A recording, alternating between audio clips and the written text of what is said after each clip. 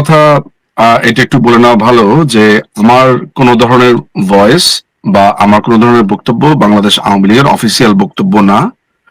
তবে একজন সমর্থক হিসেবে সেটা আমার ভিউ, আমার ধারণা বাংলাদেশ আওয়ামী লীগের অনেকেই হয়তো বা একমত হবেন, দ্বিমত করতে পারেন।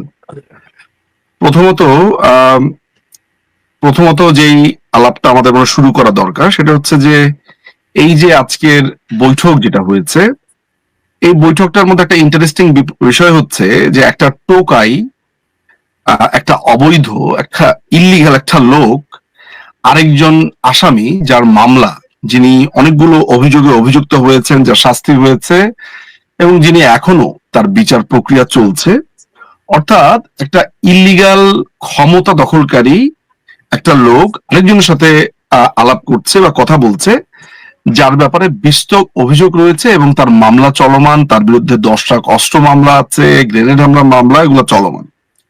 ফলে আমার কাছে এই বৈঠকটা খুবই উইয়ার্ড একটা বৈঠক, আমি যদি আইনি দৃষ্টিতে বিবেচনা করি, নাম্বার ওয়ান। এখন আমি যদি এই ব্যাপারগুলোকে একটু ফেলে দিতে চাই, মানে ধরা যাক যে আমাদেরকে আসলে শুধুমাত্র এই বৈঠকটা নিয়ে আলোচনাই করা উচিত, অন্য বিষয় আমি আনবো না।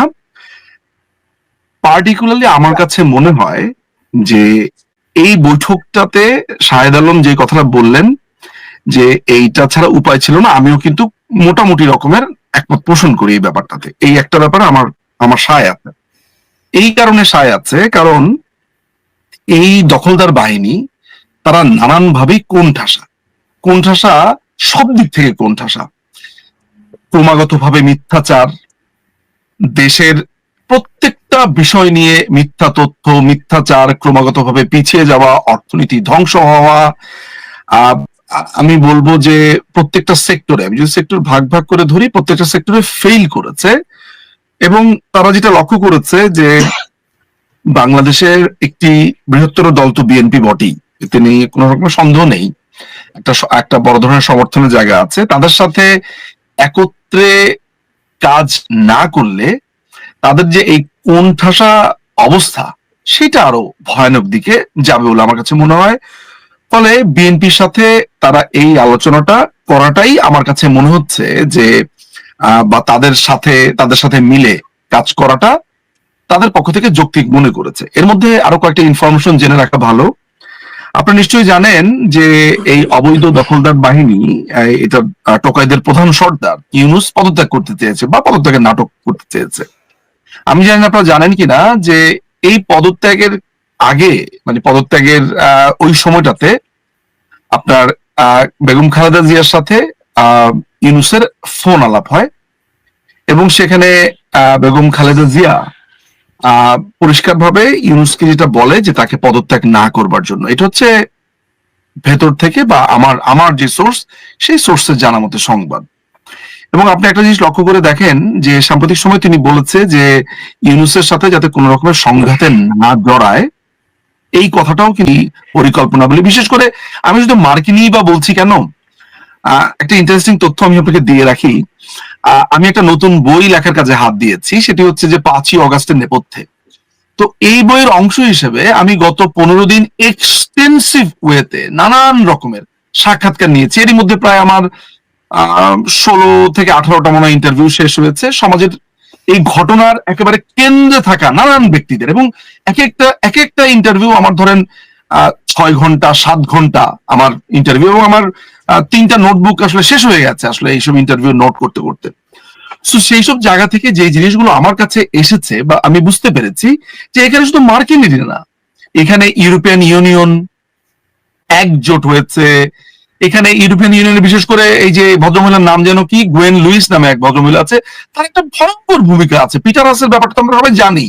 এছাড়া অনেকে ইউকে কিন্তু একটা সাইলেন্ট পার্টনার মনে করে। কিন্তু আমি কর্তা ব্যক্তিদের সাথে কথা বলে রিচার্ডসন, তাদের যে প্রাক্তন, এবং সারা কুকেরটা আসলে পরবর্তীতে এসেছে খুব বেশি যে ভূমিকা, কিন্তু রিচার্ডসন কি পরিমাণ অ্যাগ্রেসিভ ছিল, ইউরোপিয়ান ইউনিয়ন কি পরিমাণ অ্যাগ্রেসিভ ছিল, এগুলো যখন জেনেছি প্রত্যেকটা লাইন টু লাইন, মানে এভরি ডে। আমি আপনার প্রশ্নটা নিচ্ছি, জাস্ট লাইনটা শেষ করি। তো সেই জায়গা থেকে আমার কাছে মনে হয়েছে যে এজেন্ডাটা এরা নিয়েছে, সেই এজেন্ডাটা তো ফেব্রুয়ারির ভিতরে শেষ হওয়ার কথা না। আর বিএনপি কি ওই সেম ব্যাটনটা, অর্থাৎ ইউনূস তো একটা অনির্বাচিত একটা লোক, বিএনপি কে নিয়ে আমি অনেক সমালোচনা করতে পারি তার প্রতিপক্ষ হিসেবে, তো বিএনপি তো আমার জন্মশত্রু না। সো বিএনপি কে নিয়ে আমি সমালোচনা করব, করতেই থাকবো আমার রাজনৈতিক প্রতিপক্ষ হিসেবে, মাথায় রাখতে হবে। সেই জায়গা থেকে আমি অ্যাটলিস্ট এইটা ভাউচ করতে পারি যে বিএনপি হয়তো বা আপনার ইউনুসের যে এজেন্ডা, সেই এজেন্ডার তল্পি বাহক হবে না। তাহলে এইটা যদি না হয়, মানে আমার এই ইনটিউশনটা যদি সত্যি হয়, তাহলে এই ডিপ স্টেটের যে পরিকল্পনা সেটার কি হবে? সেটা কি ফেব্রুয়ারির ভিতরে শেষ হয়ে যাবে? সো এই জায়গা থেকে আমি মনে করছি যে ফেব্রুয়ারিতে ইলেকশন হওয়াটা টাফ। সরি, আপনি প্রশ্নটা করুন। জি জি জি, আমি এবার একটু শাহেদ আলমের কাছে যেতে চাই। আমাকে এই কথাটা আরো অনেকে বলেছে যে ফেব্রুয়ারিতে ইলেকশন হওয়ার চান্স কম। এর কারণ হিসেবে অনেকে বলছে যে একটা যুদ্ধর ব্যাপার আমরা শুনছিলাম, সেরকম একটা পরিস্থিতি হতে পারে, যুদ্ধ পরিস্থিতি ইলেকশন আসলে হয় না। এই কারণেই প্রধান উপদেষ্টা নির্বাচনটি ডিসেম্বরের পরে নিয়ে যেতে চাচ্ছেন, এরকম একটি কথা আমরা শুনতে পাই। আর এটার সঙ্গে যদি আমরা একটু সম্পৃক্ত করি যে আজকের এই বৈঠকটিতে উপস্থিত ছিলেন নিরাপত্তা উপদেষ্টা ডক্টর খলিলুর রহমান।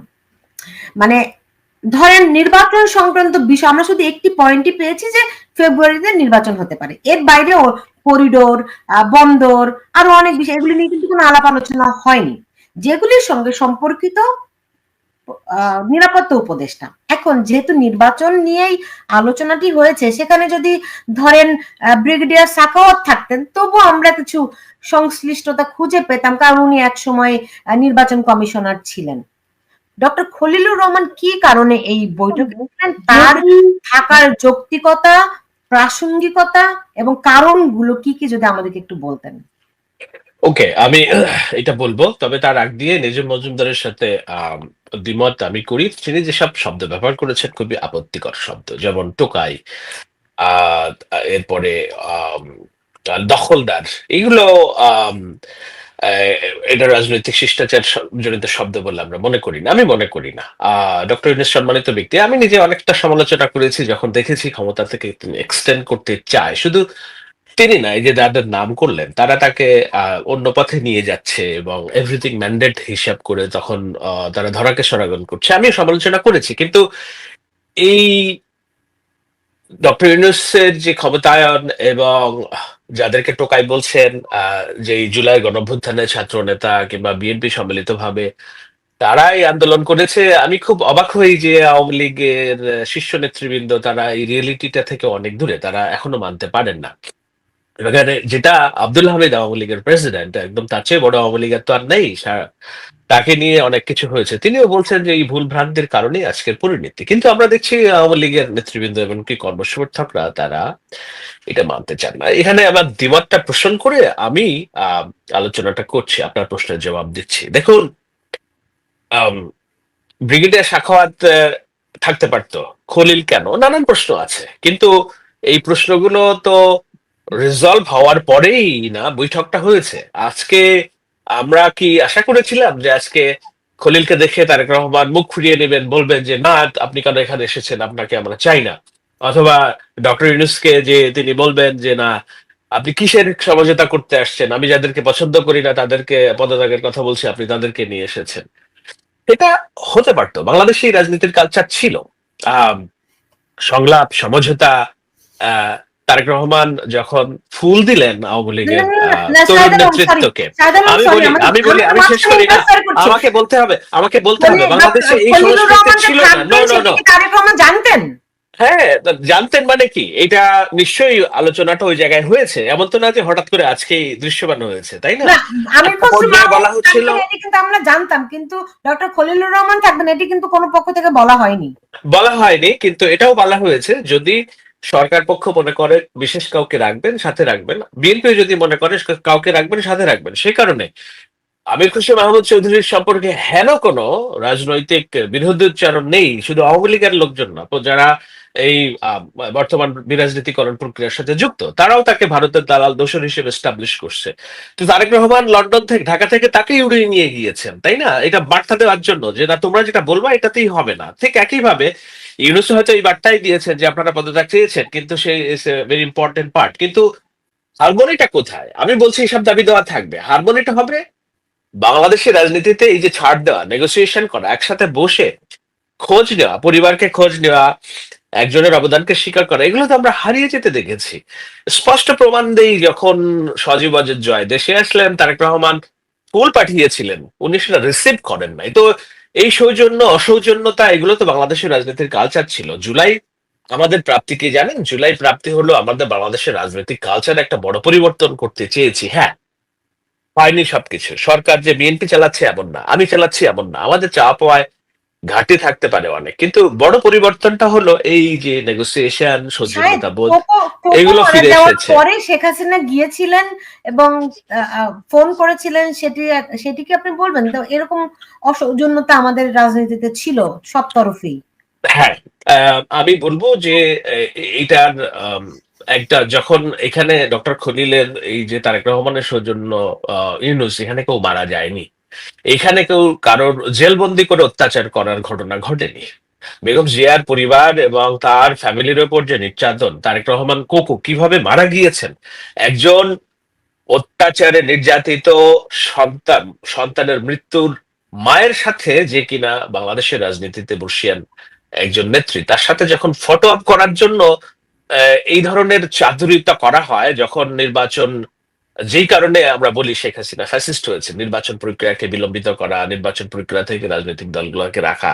নিজের মজুমদার বলবেন, আমি জানি যে এখন তাহলে কি হচ্ছে, সেটা সেই স্বাধীনতা না, আছে। সেই সঙ্গে আমারও আমি প্রশ্ন বলছি, আছে ভাই, তো আপনি যেই যখন কারণে, বলেন তখন যেই 21 কারণে আগস্টের ঘটনা তো আসে ভাই, যেই কারণে খালেদা 21 জিয়ার আগস্ট জেলে নেওয়ার পরিবারের ঘটনা তো ওপর আসে, তাই না? অবর্ণনীয় জুলুম হয়েছে, যেই জুলুমের কারণে কোকো মারা গিয়েছে, সেই কোকো মারা যাওয়ার উপরে, তার লাশের উপর দাঁড়িয়ে ফটো আপ করার যে রাজনীতি, সেটি নিশ্চয়ই আজকের এই মিটিং এর সাথে সামঞ্জস্যপূর্ণ না। যদি